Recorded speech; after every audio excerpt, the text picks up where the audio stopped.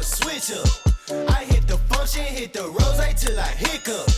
I hit the stage and leave with money that's a stick up. I think that one is. Welcome back, Sandbaggers. Day number 7. Wow. A week flies. And ever since I've started getting older, time goes by faster. Why is that? When I'm a kid, or when I was a kid, I guess I am still a kid, but time was so slow. I would watch the clock in school, and time just wouldn't go anywhere. It was just tick, tick. And now it's like tick, tick, tick, tick, tick, tick, tick, tick, tick. I'm like, whoa, slow down, slow down. I need to enjoy this time. That's always an age-old question. Why does that happen? What makes us have that in our mind where time speeds up? It's a very interesting topic. Tell me what you guys think. Why do you think time speeds up the older you get? If you guys are one of my younger crowds, 18 and younger, enjoy the time. Enjoy the time because it goes by so fast. Why? Why does that happen? We're into week 2 and day number 7. And I'm currently around probably 40 days away from the PGA qualifier. So this is the off season, but I have a random tournament, PGA qualifier, in November, because that's the only one that comes to Georgia all year. Now obviously I gotta play in it. If I don't play in it, what am I doing? I gotta see how I test. And I haven't done that well both the times I've tried to qualify for it. I think I shot 80 and then 78, or maybe another 80, I don't know, 79. It wasn't good, that's for sure. But this would be a great test to the off season, and I'm grinding. I'm putting in them hours, and I do read your comments, every one of them, and I try to respond to as many as I can. But one of the guys had a great point, and he said to practice mirroring my golf swing for a solid hour, which I have done leading up to this video series. I have done a lot of that, but to stick with it and to make it subconscious, as that guy said, it's true. You need to make it subconscious to where your new swing is coming into effect and you don't really have to think about it as much. So will I play today? Probably. But it's a thing, it's an interesting thing because I want to play, but I'm a big practicing person, and I don't show every minute of my practice, because then this video would be probably 2 to 3 hours long, which would get very long. I mean, that's like a good video that I don't know how anybody watches for that long. I'm going to go pick up Angelina. She's going to play with me, and we're going to practice. And that's what we're going to do today. Do today. What? That's what we're going to do today. So let's get after it, baby. Let's freaking go. Shorty one. Alrighty, guys. Oh, right on time. The birthday girl is already making putts. Look at her. One day of being 22. She's already making putts. And that's what we're going to talk about today a little bit, is putting. Oh, I had a question. What? Do you feel like time is going faster or slower now in your life? Faster, obviously. Why? Why obviously?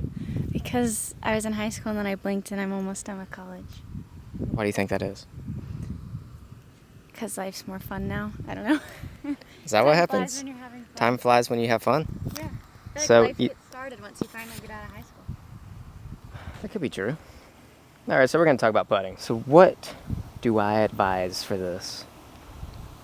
You're already going to know this, but if you guys don't know this, you got to walk your putts off. So 1, 2, 3, 4, 5, 6, 7, 8, 24 feet. That's 24 feet. So, you don't have to listen. ask a genuine question for real? You No, we count can leave this in. everything in golf as yards except for on the putting green, you say feet? I mean, you could count it in yards. But I just noticed you say yards for everything else, but you say feet over here. I don't know. I guess it's just easier to say feet Well, your on the feet are putting smaller. green. I mean, if I was saying this, oh, this is 8. This is There's 8. 3 feet in a yard, right? Yeah, so this is 8 yards. So that equals 24 feet. I mean, honestly, you could say this is 8. I was just wondering. This is 8 yards. So the optimal thing is to have this inside 3 feet. And so once you get a gauge of around 20 feet of how hard you hit it, that's kind of your baseline between every other putt. And you do this, you practice at all ranges. So you do this at 20, you do this at 30, you do this at 40, and then you actually get a base of what it's like. So for 24 feet, you should practice this and get them all inside 3 feet, all of them, before you can move on to 30 feet. Like, I'll be like, do it once, and you're like, okay, do that again. And I'll be like, it'll just be completely different. I'm like, but I felt like I hit it the same. Well, That's where I'm like, on your backswing, give it a point to where you stop it at. So say, for instance, I want to stop it here. That should give me this length of putt every time. So it's kind of like an imaginary line back here. So make yours for back there. So like here, and then back through. So do it for you. Like do it right here for your 20-footer. I hit the ground. It's fine though. I mean, that was about the right speed. So do it again. So once you do that, and you have that gauge in your mind, that's kind of what I think about. It's having that gauge back here, and then having the same acceleration throughout the whole thing.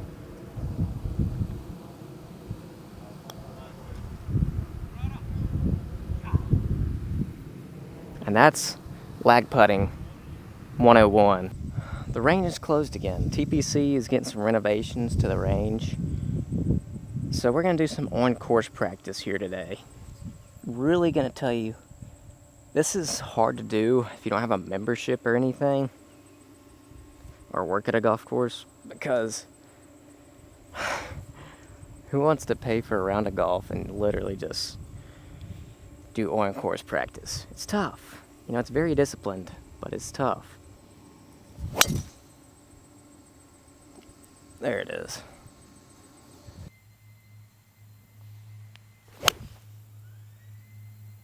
Stay there.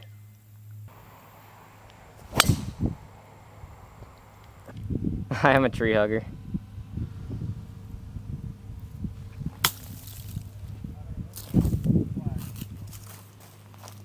Tree hugger.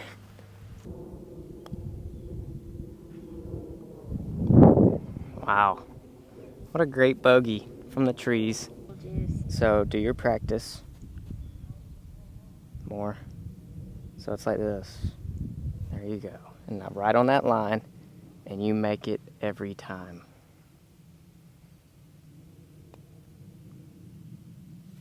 Oh my gosh. I need a gust of wind, please. All right. Now, this is kind of up the hill, then back down the hill. But this is about 12 feet. So this is, in her gauge, probably bring it back here and come through. Is that how you're gonna do that? Yeah, that's perfect. So just keep it consistent with your backswing. Here? Well, What was that? I was a little firm. Kinda Okay, I'll get a par. brought it back very slow, but you need to do the same thing. You gotta line it up, please. Look behind the ball and aim it right here. Just Yep, and hit it nice. Boom, par. So that's what you gotta go through every time. Do you understand what I'm saying? yeah. Alright, good. So you gotta really slow down and do that on every one of them. Because you gotta be consistent. Consistency on your speed, on your line, and the more experience you get, the more you'll start to make. So get to know that. That was for 6 months experience. so you had 6 months of experience. So Maybe twice a week. now you started coming more now. Yeah, now. So- Within this month. Within those 5 months, probably twice a week. Yeah. I So didn't play 9 holes though, like I do this month. that was for her third birdie, but then again, she did not make the birdie chance, but you made the par. That's because of your speed. It was a little firm, but your speed was good enough to at least get the par. And pars are good. When you're just starting out, pars are really good. Pars are your friend. Par is always your friend. Yeah. It is, even for me. I was expecting a lot more with the range, but that didn't happen. And honestly, energy just wasn't there today. You had a whole energy drink. I know, I had a whole energy drink, but the energy just wasn't there today. I don't know. You need Starbucks. I need Starbucks, apparently. Woof.